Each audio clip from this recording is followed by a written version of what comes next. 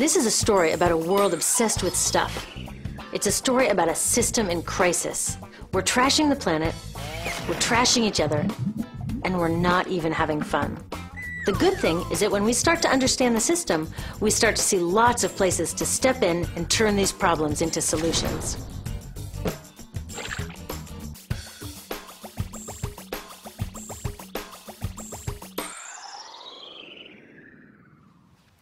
One of the problems with trying to use less stuff is that sometimes we feel like we really need it. What if you live in a city like, say, Cleveland, and you want a glass of water?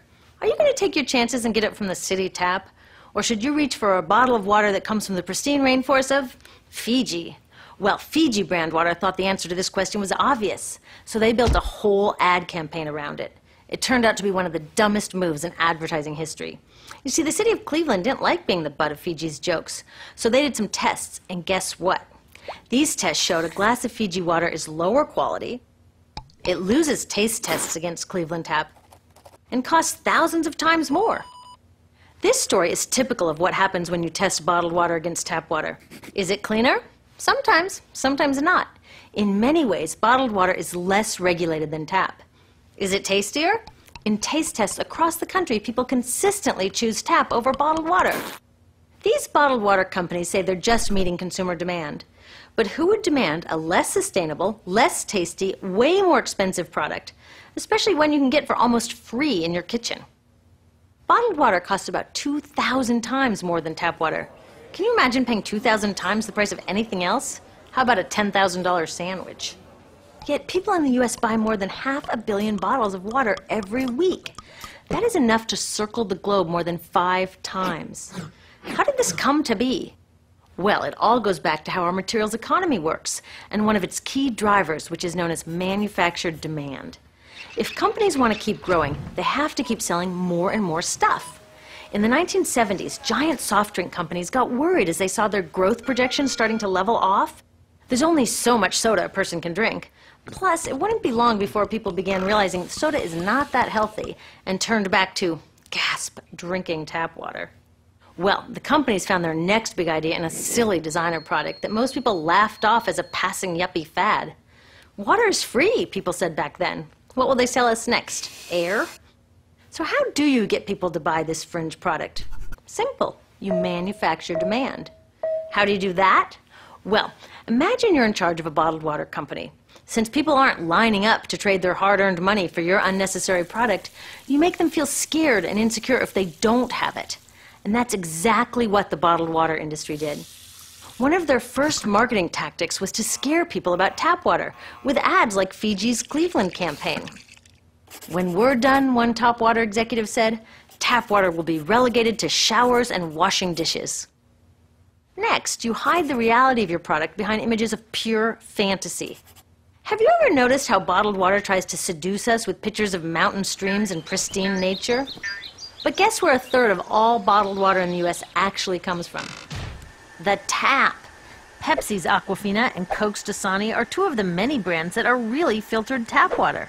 But the pristine nature lie goes much deeper. In a recent full-page ad, Nestle said, bottled water is the most environmentally responsible consumer product in the world. What? They are trashing the environment all along the product's life cycle. Exactly how is that environmentally responsible? The problems start here with extraction and production, where oil is used to make water bottles. Each year, making the plastic water bottles used in the U.S. takes enough oil and energy to fuel 1 million cars. All that energy spent to make the bottle, even more to ship it around the planet, and then we drink it in about 2 minutes?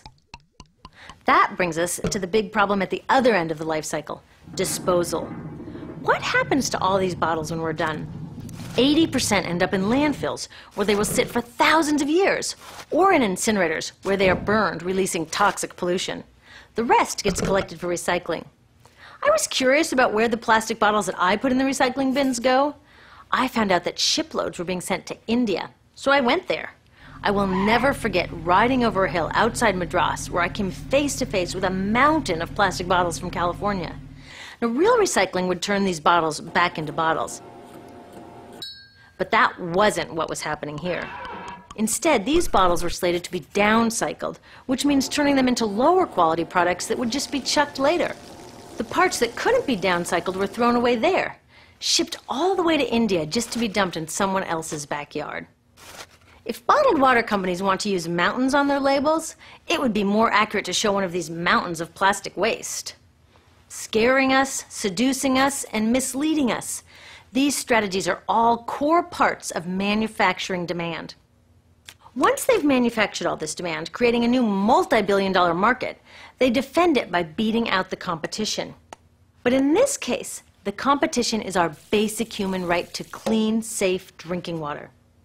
Pepsi's vice chairman publicly said, "The biggest enemy is tap water." They want us to think it's dirty and bottled water is the best alternative.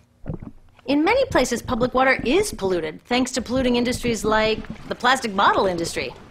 And these bottled water guys are all too happy to offer their expensive solutions, which keep us hooked on their products. It is time we took back the tap. That starts with making a personal commitment to not buy or drink bottled water unless the water in your community is truly unhealthy. Yes, it takes a bit of foresight to grab a reusable bottle on the way out, but I think we can handle it. Then take the next step. Join a campaign that's working for real solutions, like demanding investment in clean tap water for all. In the U.S., tap water is underfunded by $24 billion, partly because people believe drinking water only comes from a bottle. Around the world, 1 billion people don't have access to clean water right now. Yet cities all over are spending millions of dollars to deal with all the plastic bottles we throw out. What if that money was spent improving our water systems, or better yet, preventing pollution to begin with? There are many more things we can do to solve this problem. Lobby your city officials to bring back drinking fountains. Work to ban the purchase of bottled water by your school, your organization, or entire city. This is a huge opportunity for millions of people to wake up and protect our wallets, our health, and the planet. The good news is it's already started. Bottled water sales have begun to drop while business is booming for safe, refillable water bottles. Yay! Restaurants are proudly serving tap, and people are choosing to pocket the hundreds or thousands of dollars they would otherwise be wasting on bottled water. Carrying bottled water is on its way to being as cool as smoking while pregnant. We know better now. The bottled water industry is getting worried because the jig is up.